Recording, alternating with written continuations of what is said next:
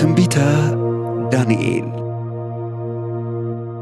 ትንቢተ ዳንኤል ምዕራፍ 9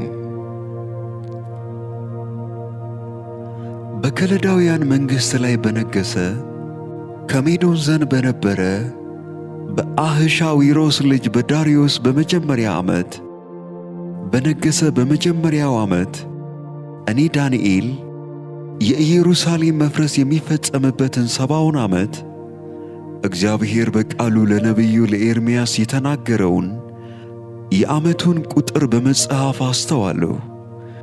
ማቅ ለብሼ በአመድም ላይ ሆኜ ስጾም እጸልይና እለምን ዘንድ ፊቴን ወደ ጌታ ወደ አምላክ አቀናው። ወደ አምላኬም ወደ እግዚአብሔር ጸለይሁ። ተናዝዤም እንዲህ አለው፣ ጌታ ሆይ ከሚወድዱህና ትእዛዝህን ከሚፈጽሙ ጋር ቃል ኪዳንንና ምሕረትን የምትጠብቅ ታላቅና የምታስፈራ አምላክ ሆይ፣ ኀጢአትን ሰርተናል፣ በድለንማል፣ ክፋትንም አድርገናል፣ አምፀንማል፣ ከትእዛዛትህና ከፍርድህም ፈቀቅ ብለናል። በስምህም ለነገሥታቶቻችንና ለአለቆቻችን ለአባቶቻችንም ለአገሩ ሕዝብ ሁሉ የተናገሩትን ባሪያዎችህን ነቢያትን አልሰማንም። ጌታ ሆይ ጽድቅ ለአንተ ነው።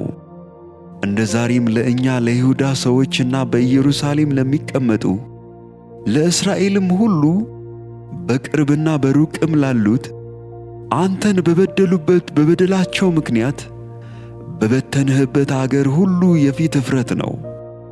ጌታ ሆይ በአንተ ላይ ኀጢአት ስለ ሠራን ለእኛና ለነገሥታቶቻችን ለአለቆቻችንና ለአባቶቻችንም የፊት እፍረት ነው። በእርሱ ላይ ምንም እንኳ ያመፅን ብንሆን በባሪያዎቹም በነቢያት እጅ በፊታችን ባኖረው በሕጉ እንሄድ ዘንድ የአምላካችንን የእግዚአብሔርን ቃል ምንም እንኳ ባንሰማ ለጌታ ለአምላካችን ምሕረትና ይቅርታ ነው። እስራኤልም ሁሉ ሕግህን ተላልፈዋል፣ ቃልህንም እንዳይሰሙ ፈቀቅ ብለዋል። በእርሱ ላይ ኀጢአት ሠርተናልና በእግዚአብሔር ባሪያ በሙሴ ሕግ የተጻፈው መሐላና እርግማን ፈሰሰብን። እጅግ ክፉ ነገርንም በእኛ ላይ በማምጣቱ በላያችንና በእኛ ዘንድ በተሾሙት ፈራጆቻችን ላይ የተናገረውን ቃል አጸና። በኢየሩሳሌምም ላይ እንደ ተደረገው ያለ ነገር ከቶ ከሰማይ ሁሉ በታች አልተደረገም። በሙሴም ሕግ እንደ ተጻፈ ይህ ክፉ ነገር ሁሉ መጣብን። ከኀጢአታችንም እንመለስ፣ እውነትህንም እናስብ ዘንድ ወደ አምላካችን ወደ እግዚአብሔር ፊት አልለመንንም። ስለዚህም እግዚአብሔር ክፉ ነገሩን ጠብቆ በእኛ ላይ አመጣ። አምላካችን እግዚአብሔር በሚሠራው ሥራ ሁሉ ጻድቅ ነውና እኛም ቃሉን አልሰማንምና። አሁንም ሕዝብህን ከግብፅ ምድር በበረታች እጅ ያወጣህ እንደ ዛሬም ቀን ዝና ለአንተ ያገኘህ ጌታ አምላካችን ሆይ ኀጢአትን ሠርተናል፣ ክፋትንም አድርገናል። ጌታ ሆይ ስለ ኀጢአታችንና ስለ አባቶቻችን በደል ኢየሩሳሌምና ሕዝብህ በዙሪያችን ላሉ ሁሉ መሰደቢያ ሆነናል። እንደ ጽድቅህ ሁሉ ቁጣህና መዓትህ ከከተማህ ከኢየሩሳሌም ከቅዱስ ተራራህ እንዲመለስ እለምንሃለሁ። አሁንም አምላካችን ሆይ የባሪያህን ጸሎትና ልመናውን ስማ። ጌታ ሆይ በፈረሰው በመቅደስህ ላይ ስለ አንተ ስትል ፊትህን አብራ። አምላኬ ሆይ በፊትህ የምንለምን ስለ ብዙ ምሕረትህ ነው እንጂ ስለ ጽድቃችን አይደለምና ጆሮህን አዘንብለህ ስማ። ዐይንህን ገልጠህ ጥፋታችንንና ስምህ የተጠራባትን ከተማ ተመልከት።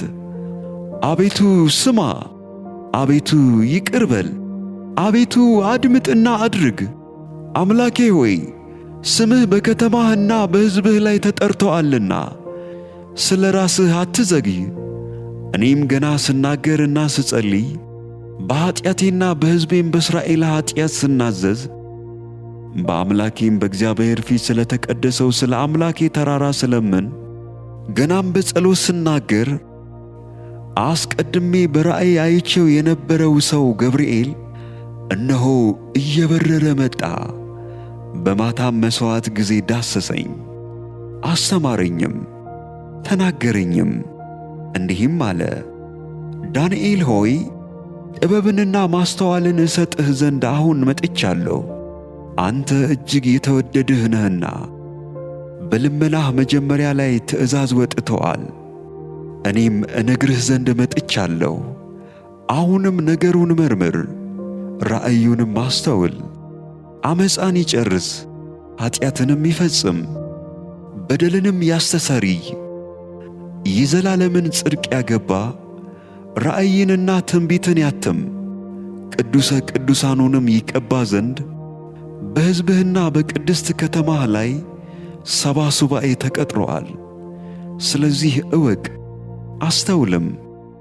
ኢየሩሳሌምን መጠገንና መሥራት ትእዛዙ ከሚመጣበት ጀምሮ እስከ አለቃው እስከ መሲሕ ድረስ 7 ሱባኤና 62 ሱባኤ ይሆናል። እርሷም በጭንቀት ዘመን ከጎዳናና ከቅጥር ጋር ትሠራለች። ከ62 ጊዜ 7ም በኋላ መሲሕ ይገደላል፣ በእርሱም ዘንድ ምንም የለም። የሚመጣውም አለቃ ሕዝብ ከተማይቱንና መቅደሱን ያጠፋሉ። ፍጻሜውም በጎርፍ ይሆናል። እስከ መጨረሻውም ድረስ ጦርነት ይሆናል። ጥፋትም ተቀጥሮአል። እርሱም ከብዙ ሰዎች ጋር ጽኑ ቃል ኪዳን ለአንድ ሱባኤ ያደርጋል። በሱባኤውም እኩሌታ መሥዋዕቱንና ቁርባኑን ያስቀራል። በርኩሰትም ጫፍ ላይ አጥፊው ይመጣል። እስከ ተቈጠረውም ፍጻሜ ድረስ መቅሰፍት በአጥፊው ላይ ይፈስሳል።